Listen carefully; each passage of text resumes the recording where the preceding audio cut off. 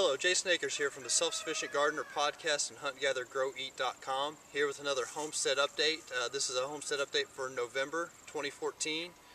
Got a lot of exciting stuff going on here at the homestead that I wanted to update everyone on with a new YouTube video.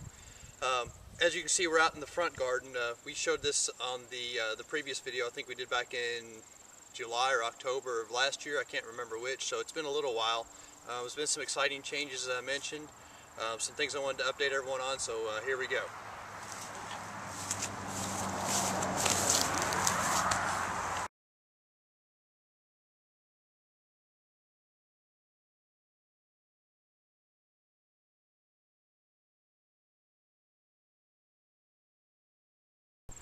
Okay, so first off, I'm going to apologize about the noise. We're about 25 to 30 feet off of the main road here that runs down the front of the property, so you're going to hear cars going by. It's just going to happen, so bear with me here. I'll try to talk around the best I can. So again, this is the front garden area, and you can see there's been some changes to it since maybe the last time I shot the video. We've put in a fence to keep the raccoons out, because raccoons love to go in and dig up my plants right after I planted them, and they look for grubs in the garden, which is a good thing, but when they're ripping your plants up, you have to replant every day. It's not such a good thing. So there's a small rabbit wire fence on the bottom. I don't know how easy it is to see. I'll try to zoom in a little bit so maybe it's more clear. Yeah, that's pretty good right there. So there's like a rabbit saver wire at the bottom, and then electric fence, just one strand over the top. I've got one of these little chargers I bought off of Amazon. Well, not quite there, right there. And I'll try to zoom into that a little bit, but it's a Have-A-Heart electric fence charger. They're about 40 bucks off of Amazon, and they do a real good job of just like a one wire setup around the garden or a chicken coop. That's what I have on the second chicken yard I've got out in the back near the house. It does a really good job of charging that wire. I've touched it, so has my son, and it gives you a little pop, but it's nothing that's too terribly bad. But anyway, I've fenced in this area around the garden. That tarp back there I'm going to explain in just a moment. You'll also see some more posts back there. I showed the trellis the last time that had the blackberries and the raspberries on it. I've since added another trellis. The triple crown blackberries propagate like crazy. Everywhere the tip touches the ground, I get a new blackberry plant. So I had enough to make basically a whole new trellis with new plants. And I think it's about a 32-foot trellis. I haven't measured it except with my feet, just pacing it out. But I think I'm really happy with the Triple Crown production and the Triple Crown taste so far. Everyone told me thornless blackberries would be kind of horrible. In past experience, they were kind of horrible, but whatever they've done with the Triple Crown has really made it a really good tasting blackberry. So I'm happy to be putting that trellis in to get some more out of it. Then over on the left, back behind the garden, you see the chicken tractor. That's not new. I'm just trying to get it out and ready for meat chicken season coming up here before too long.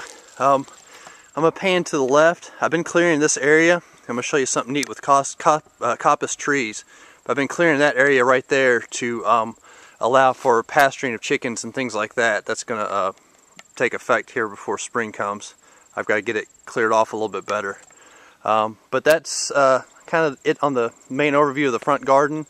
And I'm going to do some breakaways too and show you where this stuff lies on the property, so you kind of get a better understanding of where things are happening at. But I'll pick up the camera now and go and take some specific shots of specific things here in the front garden. So the first thing I wanted to talk about in a little bit more detail is something called occultation. Beginning with the root word occult, which kind of sounds witchcraftish and things like that. It's not. Occult just means to basically block out the light or block out the sun, which obviously helps with the root in witchcraft, but that's not what the whole term means. So you see this area right here, I've got several things planted. I've got a row that's kind of freshly dug that I've got garlic in. For that row over here on this side, let's see if I can't get my finger in here, I've actually pricked out cabbage from this row right here. I planted it way too dense with seeds, so I just pricked out the plants that I needed to thin and put them over there. They're not quite taken off yet. They're only about 1 day in, so we'll see how pricking out in basically the beginning of winter, not really the beginning of winter, but the beginning of the cold weather works here. So something that's common practice in greenhouses and plant propagation in the spring. We're going to try it in the fall / winter and see how it works. But row of cabbage, and then garlic, 2 rows of garlic, and then over here, I believe it is, it's kind of hard to see because the camera's in the sun, I've got a row of kale that's growing as well. So all that's doing real well here through the cold parts of the fall. The ground, as you notice, is not very weedy. It's kind of it's getting some weed growth going on, but it's not what I would call super weedy. I mean, if you look at the edge of the fence, that's what it looked like before occultation. So occultation is something that I've been using for a while and didn't really know the terminology behind it and didn't really know how to do it in long term. And I started reading a book called The Market Gardener. I can't remember the guy's name, John Paul Fortier or something. It's a French Quebec name. He's from French Quebec, and he's been gardening for market up there for a while. And one of the techniques he had was actually using a big black tarp, as you're going to see, to block out the sunlight. In other words, occultate the sunlight, you know, to help kill the weeds and things below it. And so the tarp is great. That's what was used up here in this area. I just moved it back one step. But that tarp serves multiple purposes. First, it keeps the ground beneath it kind of moist and kind of warm. That helps the weed seeds germinate. And basically when they germinate, if there's no sun there, they die off. So I leave that there for about 3 to 6 weeks, whatever it takes. I just kind of pull up and check it every once in a while. I've got those step-in electric fence posts on it, which I'm not actually using. We're originally around this garden the first time and didn't work so well, so now I'm repurposing to hold that tarp down. But that tarp's going to allow the weed seeds to germinate. They're going to come up. They're going to die out. So basically, it takes the effectiveness of the weed seeds out of there. They're not going to grow into plants, grow into weeds, because they're essentially blocked out by the light. Also underneath, it kind of provides a good surface for bacteria and fungi to grow.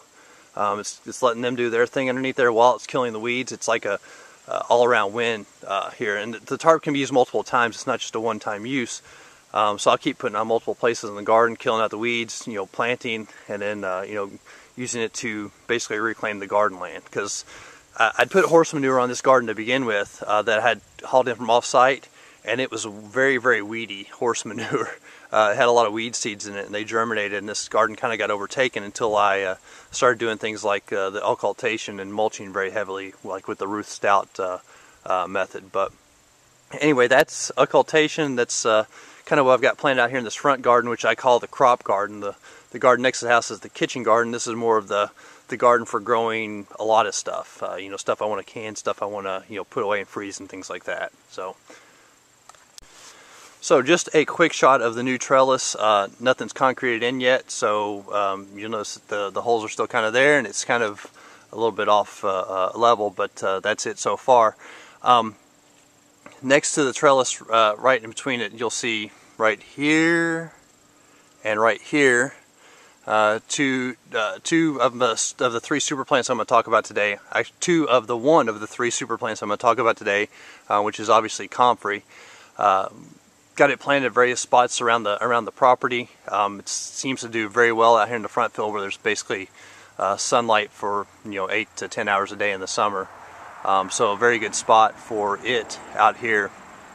I kind of wanted to keep it close to where I was going to feed it to rabbits and things like that. So I've got rabbit tractors and chicken tractors out here, and it makes a good spot for them to actually feed it to those animals while they're out here. So that's the trellis. It's hard to see the blackberries. There's one right back here and a few other places, but basically everywhere they propagate into the ground, I dug them out and put them here.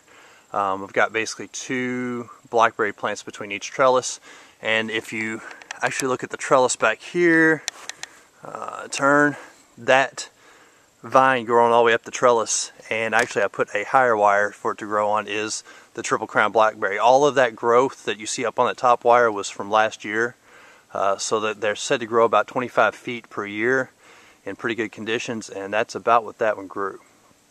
And I don't know if I had it in the previous video update, but back behind the trellis back here on the ground, you'll see I've got 10 high bush blueberries growing back there. So they did pretty well in the spring, made quite a bit of blueberries. Unfortunately, we were gone to Europe for about 2 weeks of the prime berrying season, so we didn't get as many as we would have liked to have gotten, but oh well, that happens. So this little plant is number 2 of the 3 super plants I'm going to talk about today. The comfrey is pretty much everybody's familiar with it. It's going to be watching this video. This Jerusalem artichoke I'm going to talk about here in a minute. Everybody's pretty much familiar with it. It's watching this video. But here's one that a bunch of people may not be so familiar with, and this is Egyptian walking onion. So the Egyptian walking onion basically has a head on it when it comes to the summertime, starts bearing. It gets this like flower head on it with bulblets. And when that bulblet falls over, it basically starts several new onion plants. That's why it's called walking onion. It seems to walk through the garden. So here I've got basically a whole row. I'll try to scan up. It's going to be kind of hard to see because it's sunlight and stuff. But there's a whole row of them running all the way down the side of the garden. It goes all the way out to right next to where that rabbit tractor is. But like I said again, hard to see. This onion is just walked all the way through this row and basically has seeded this whole row. This whole row is nothing but onions. These onions aren't like the typical globe bulb onions that you're used to eating, although you could dig them up and kind of use them for that. These I use more as like a soup onion, or like a green onion or chive. Been putting them in omelets lately, and they've been doing a fantastic job of giving the omelets that onion flavor. But they dehydrate well, they grow well. These will grow all the way through the winter. Except for like the very deepest and harshest snows and freezes, these things will be growing all the way through the winter. So that's basically edible food that's going to spice dishes and make dishes taste better all the way through the winter. That's why I call it a super plant. I've not fertilized this. I've not done anything with it except for planting the first little bulblets. I mean, we're talking, no bigger than the end of my pinky, little bulblets with little, onions growing out of them, little onion sprouts. Planted this row with those, and ever since then it's just basically taken off. I started with 3 bulblets I got off of eBay, and planted them in the front garden. They went crazy the first year, and I propagated them some more in a raised bed, and then out here next, and it's just taken off. I'll try to pick one so you can kind of see what they look like a little closer. Unfortunately, as Alton Brown says, I don't have smell-o-vision, but very strong onion smell. Like I said, look just like a green onion or a chive onion.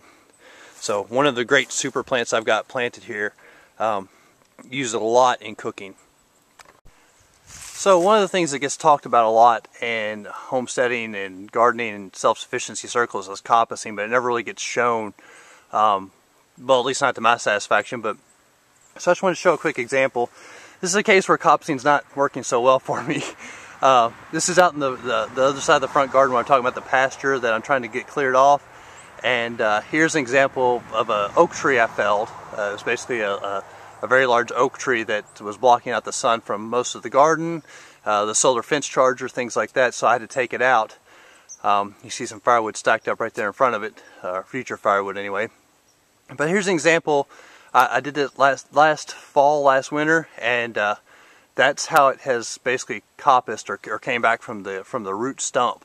You see the little small branchlets, and there's a couple examples I'm going to show you over here that's going to have a little bit better demonstrative qualities to them, because that's kind of blocked out. It's kind of hard to see, but when you pick the camera up, move it over here, you can see there's one that I cut off, clearing out, and it basically comes back from the dead. And then there's another one behind it back there, a very large piece of the stump that I took off again to help clear out this pasture and keep the sunlight. And then an even larger example back there. But just something I want to show is neat about coppicing, about oak trees specifically. It's kind of hard to kill them, and I heard something or read something the other day that in some cases the best thing you could do for an oak tree was actually cut it down. So they come back in full force. So one quick shot, something I thought that was neat. I was back here clearing this pasture in the back and trying to cut trees down for mushroom cultivation, and I came across this one, which instantly kind of caught my eye. And this is actually a persimmon tree, so one I'm not going to cut down because I like persimmons, and it's a very valuable tree for not only fruit production, but as it grows, if ever gets damaged and I have to cut it down for wood. The wood's a very fine kind of yellowish wood that's good for multiple purposes, but just wanted to take a quick shot of that, kind of as a reminder to myself and others that when you're clearing trees and cutting things down, kind of identify what you're cutting down first, because I would have hated if I'd cut this thing down. So just a quick shot here to let everyone know that the rabbits are still healthy even after being fed all those greens. I saw some of the comments some people made on YouTube, and some of the people were a little bit off in their estimation of how quickly rabbits would die when fed only greens. Especially these. These were fed over a week period, basically nothing but Jerusalem artichokes. They don't tend to put on weight very quickly with that kind of diet, but they definitely do survive on that type of diet. So just a quick shot of my mushroom logs. This is one of 3 places I've got mushroom logs, but again, it's right off the drip line of this shed I built. Basically the water runs right off onto the mushroom logs to help keep them pretty damp. As everyone knows, mushrooms like damp weather. So I'm going to get a little shot of some of the shiitakes. We've already had several different fruiting runs this fall already. My son is finally starting to get a taste for shiitake mushrooms, so we've been eating the holy living heck out of them, but we're waiting for the next run, and it's starting to come. I'll zoom in on some little buttons starting to take effect. So I'm going to try to get a shot here. It's kind of hard to see, but that's what they look like when they first emerge out, when they first pop out. I've got another one down there that's a little bit further along.